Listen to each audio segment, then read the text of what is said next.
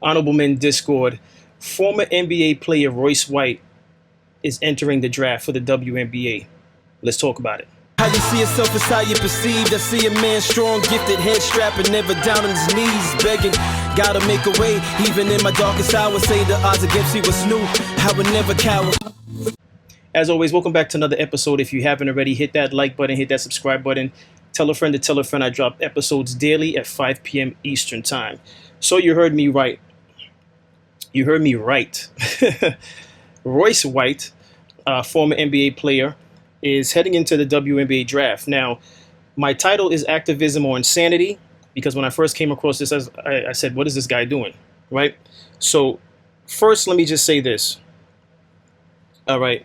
White used to play for the Sacramento Kings, and he also played for the London Lightning in Canada. All right. He played 3 games in 2014 for the Sacramento Kings, and he was drafted by the Houston Rockets in 2012. Excuse me for stuttering. All right. He didn't play regular season games. He played in the NBA G League with Rio Grande Valley. And it says here the NBL Canada, which I guess is like a Canada's league, London Lightning. And he won a championship and MVP, all right, for Canada. Now, you might be saying to yourself, what is he doing entering the draft for the WNBA? So here's my take on it. He's not seriously considering playing for the WNBA. He's making a point, because the WNBA has opened their arms to the transgender community. And he's not the only basketball player to do this, but I'll get to that later on in the episode, right? And just to let you know, he has a background. His background is he's currently running for U.S. Senate out in Minnesota, specifically seeking the open seat that's soon to be vacated by outgoing Democratic Senator Tina Smith. All right, so he's his party, he's a Republican, and so he's into politics, which is why I'm just letting it be known that he's not seriously thinking about playing for the WNBA. He's trying to make a point. All right, so I have a few things queued up, reactions, and the first 2 videos is him speaking on this entering the draft, this announcement of him entering the WNBA draft. So let's get straight to it. Oh, earlier this week, I made the announcement. I'm transgender. I'm a woman. I identify as sometimes identifying as a woman for purposes of basketball, professional basketball. So I'll be declaring for the WNBA draft in 2027 as well. Well, I think I'd be unstoppable. But I'm a team first guy. I'm a pass first kind of player. I do the little things. I led my team in all 5 major stat categories at Iowa State University. So I do a little bit of everything. I'll do whatever the coach needs me to do. I'll do whatever the girls need me to do. I think the WNBA could come out and make a definitive statement about guys with a pair of balls playing in the women's association. But hey, that'd be probably too much like right. So, and I don't want to be discriminated against. No, I want fair treatment. I'm a young black, hopefully United States senator. That would like a fair chance to participate as a sometimes identifying as a transgender woman athlete. So there you have it. Go ahead. Well, so you've declared yourself eligible for the WNBA. I think I understand your motivations. You're leaning into ultimately Sophie's push for fairness, but yet the WNBA is now going to hold talks over this nuanced and complex issue where it doesn't really seem complex. Biological men should not be allowed to play in ladies basketball. Why are you getting involved, and how did the WNBA even get to this point? Right now I'm just having a blast in my feminine era. I never thought that I was a woman. I've always trusted the science, and I thought I was a man my entire life. But after further review, a strong look at my personal preferences, it would appear that I am indeed sometimes identifying as a transgender woman, and I think it's only fair I get a chance to play with some of my queens here in the twilight of my career, my athletic prime. Well, and so exactly what you're saying, Royce, is just sort of pulls the curtain back on the lack of clarity in the WNBA's policies under Article 8 of their 2026 collective bargaining agreement. It simply says that only players who are women are eligible to play in the NBA, but in the over 400-page document, it doesn't define what a woman is. It seems the answer of what they do now is pretty clear. Would you agree? Well, it's just astounding that the WNBA can't define the W in the name. And I think we're going through a very necessary conversation about who's actually eligible to play in some of these professional sports leagues, I guess, on both sides of the gender spectrum.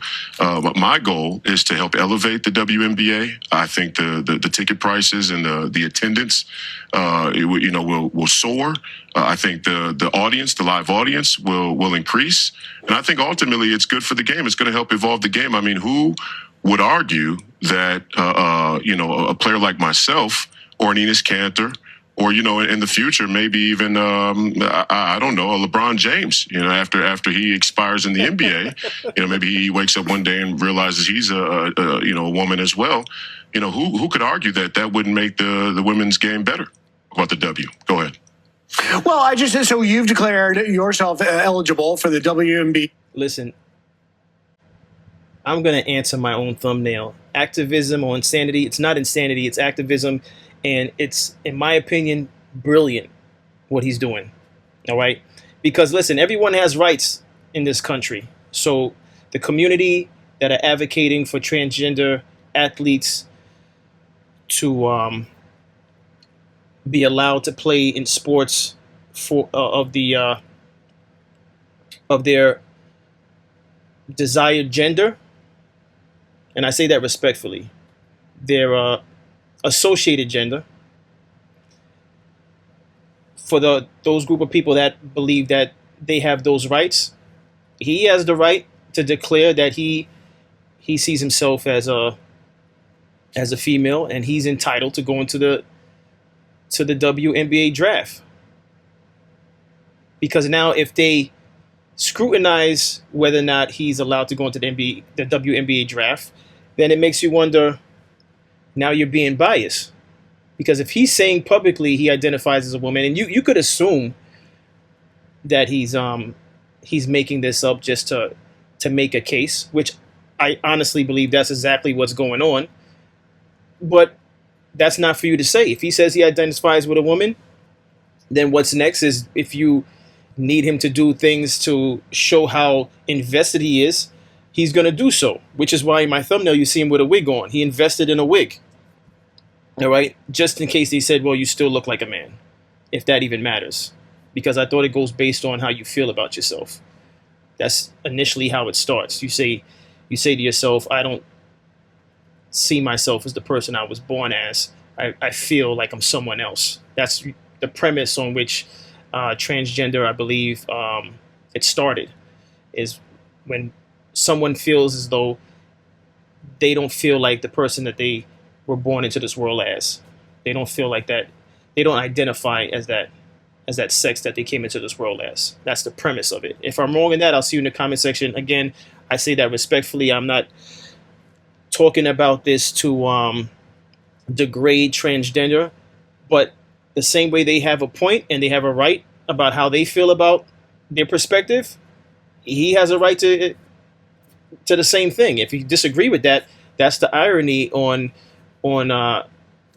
certain groups and what their agenda that they push. You can't expect the world to embrace you, but if there's a there's a yin and a yang, if there's a opposite coalition to what you believe in, you have to understand that coalition has just the same rights as you have.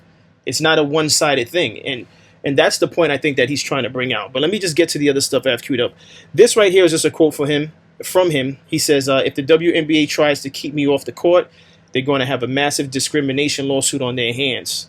Facts. He's playing it very smart, and he's not alone in it. Now, will other NBA players jump on this cause? Who knows? But it's brilliant in my eyes. But two former NBA players have declared for the next WNBA draft. Enes Kanter Freedom, former NBA top 3 overall pick, has declared himself for the 2027 WNBA draft. And reviewing the current eligibility guidelines, I am officially declaring myself a WNBA prospect. The very same day, another former NBA first-round draft pick, Royce White, has done the same. White also announced his decision to declare via social media. I'll be declaring for the WNBA draft in 2027 as well. Well, I mean, I think I'd be unstoppable. Now you might be wondering, why on earth are they doing this? The WNBA says they are inclusive to people of all walks of life, and all are welcome. The league, players, coaches embrace any and all to play in the league. They don't want to exclude anybody. Kanter and White are challenging that position and seeing if the WNBA will put their money where their mouth is and let them play. Now my guess is this will never happen. They're simply trying to just prove a point. It'll be interesting to see the WNBA's response. I mean, they can't just ignore it, right? Not one, but two former NBA. Can they ignore it? No, if both players are persistent, but they'll do their best to ignore it. So this is WNBA's response. It says, the league calls transgender athletes debate a nuance as White and Freedom seek 2027 draft. So right now they're trying to brush it off with a quote, but I believe both players, both former players, will be persistent. So we will be hearing more from the WNBA. It's not going to end right there. I think Royce Wright and Enes Kanter declaring for the WNBA draft completely just blew up this whole entire argument that the left has always been trying to argue about this LGBTQ shit that we have going on. I'm always going to be like Steve Naismith. I don't think anybody should be attacked. I don't think any community should be talked down upon. I don't think anybody's rights should be taken away. When we're having the conversation about men being in women's bathrooms and men playing in women's sports, and people ask these questions, and then we have these people on the left, the WNBA, because nobody has been attacking the trans community. I don't even know if there's a trans woman that's even trying to play in the WNBA. But Sophie Cunningham has asked a question about men playing in the WNBA, and she said, well, hold on, I don't know about that. And see, everyone thinks that is attacking the trans community. No, it's not. See, again, the problem with you people on the left is that you guys have no guidelines. Hold on one second. I must say, attack may not be the right word. It is in complete opposition of transgender athletes entering the NBA. So in some form or fashion, it is going against transgenders. Let's just be clear. All right, so I disagree with this young man saying. I'm going to continue playing this video, but it's in complete opposition. That was the word I was looking for earlier. Forgive me if I stumble throughout. Again, this is off the cuff. I don't necessarily claim to be perfect throughout my episodes. But with that being said, this is in complete opposition, which the point I was trying to make, and hopefully I conveyed it, was that the same rights the transgender community has with entering certain sports relative to the sex that they identify with is the same right opposition has to challenge that. That's just the way things work.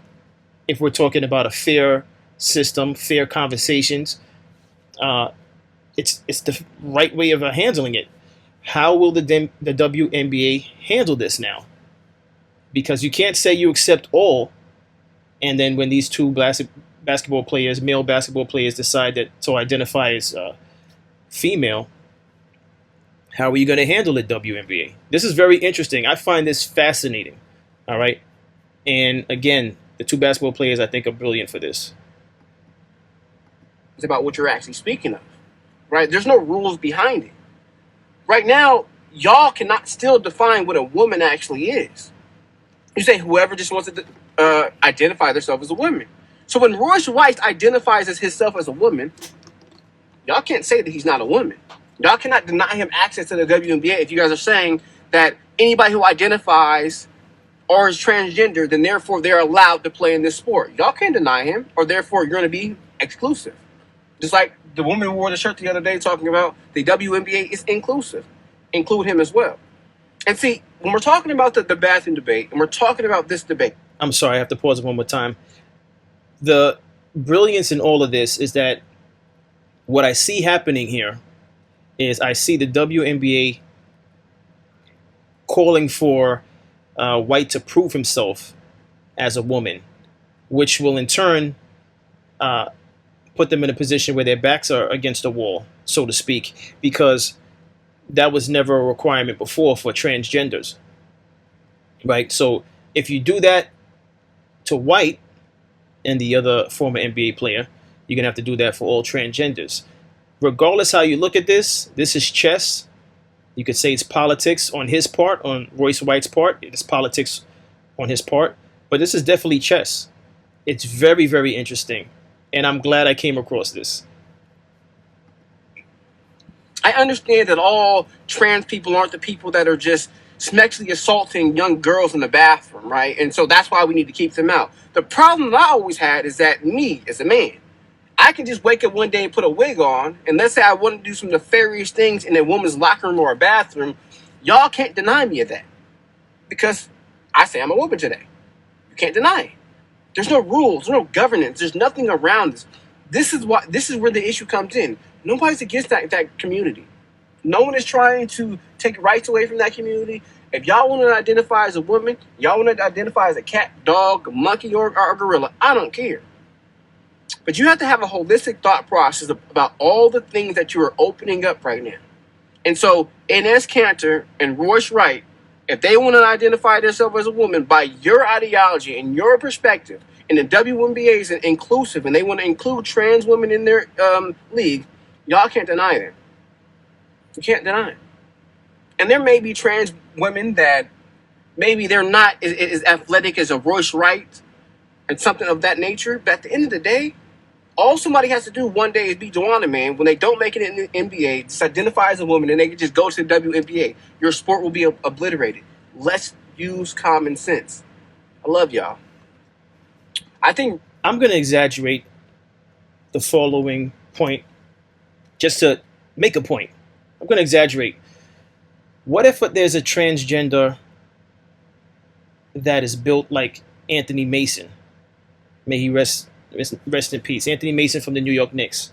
What if a transgender wanted to enter the WNBA and they are built like Anthony Mason? You see, it sounds good on paper when you tailor make policies to appease certain groups. But then when someone gets severely injured by playing with a transgender athlete, then we're going to come back to this same demonstration, this same form of activism by Royce White, and how it comes across as ludicrous and insane.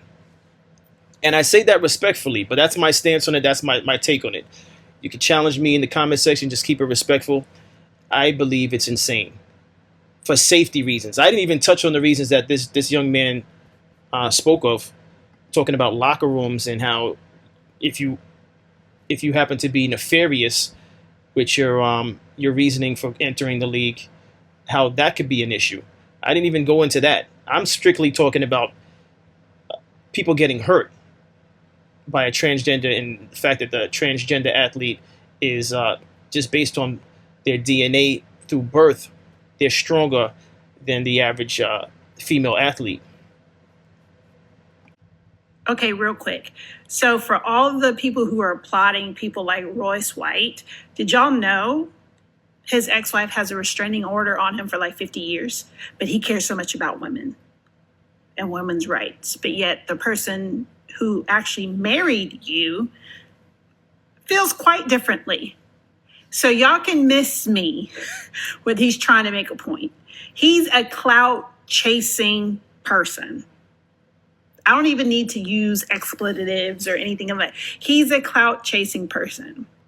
If he was trying to make a point, to me, there's better ways of doing that than pretending to be a woman or acting as a woman. Because see, cis men and men who identify as men that I know would never have to go that far to prove a point. They could use their words. Just saying. So I understand the reason why they're trying to do it. I don't agree with it because I think there's better ways to get your point across than mocking and trolling women. Not just trans women, just women. And this is why I don't take those type of men seriously. Again, these men can't make it in men's sports. Okay? So they go to what they think is the next best thing to make a mockery of a situation that they don't agree with. It's fine that you don't agree with it. Everybody has their feelings on the situation. I just think when you are a man who identifies as a man, that there's nothing about you that would want you to portray yourself as a woman if that's not how you truly feel. And how do you support a man who has a restraining order against him from a woman? A woman has a restraining order against him. So shouldn't it start at home, protecting women at home before you talk about the WNBA? I'm just saying. Let's all come together and use our brains. Again, we all have difference of opinion on this particular topic, which I think is a good thing. It starts conversations. But when you're trolling and clout chasing and mocking, and yet you can't handle what you need to at home with women, but you care so much about women? Okay, now anybody who supports that, I look at sideways. Because that can't possibly be. Right? Can't possibly be. But that's my 2 cents on the whole situation. Think you have your opinions, have your opinions. People prove points all the time, but this particular situation to me is asinine. It's asinine because if you know the history of Royce White, then you would be looking at him sideways, not applauding him and putting him on Fox News. But what do I know? I'm just a woman. Okay. I put her video up here just to prove, well, not to prove a point, but to make it fair. Not everyone is agreeing with his position. What she's speaking on, I don't have any information on that, so I'm not going to say that it's a fact that he has a restraining order. But if he does, there's always more to a story, to a restraining order. A restraining order doesn't always tell the full story. It doesn't always tell. It's usually one-sided. Whoever he was dealing with, whether it's a ex-wife, ex-girlfriend, I don't know the full story to speak on it, so I'm just not going to speak on that. But is he mocking? Is he trolling? He's making a point. I don't want to use the word mocking or trolling, but he's making a point. He's putting the wig on. That part you can say is trolling. Maybe he could just say he identified as a woman, as a female, without putting the wig on. So I can understand with the wig is probably going too far. I could understand why someone would say that. But he's making a point as someone who's trying to enter politics out in Minnesota. So he has an agenda, and he's looking for those people that feel the same way out there in Minnesota. So he's rallying to get their approval, to get their support. And that's politics. I mean, the way he's going about it is unique, but that's politics. And I already told you, those of you who watch this channel, how I feel about politics. I don't subscribe to any particular party. I'm most concerned with whichever party has the people's, the little people, the average people, the middle class, who has their wants and needs at hand. I'm more concerned with whichever party has those that is focused on the middle class, the lower class, and what they need to have a high quality of life. That's what I'm concerned with. So on any given election, it could be the Democratic Party, it could be the Republican Party, it could be an independent candidate. That's just how I move now at this age. White said that if the NBA is accepting trans, that he's signing up and that he identified as a trans. So he said that when they go ahead and do their draft, that he will be on that list to be drafted. He even made a post today saying that his first wig has came. He said that come tomorrow, now that his wig has arrived, he will be testing that wig on the court. He said that this is his feminine era of glowing up. He said that if y'all don't give him a yes queen, then y'all are transphobic, and that is said. He also said that he does not understand where all of this hatred coming from now that he wants to identify as trans and play in the NBA in the WNBA. He said the whole thing is he can't get into the NBA and he just want to play some hoops with his fellow ladies.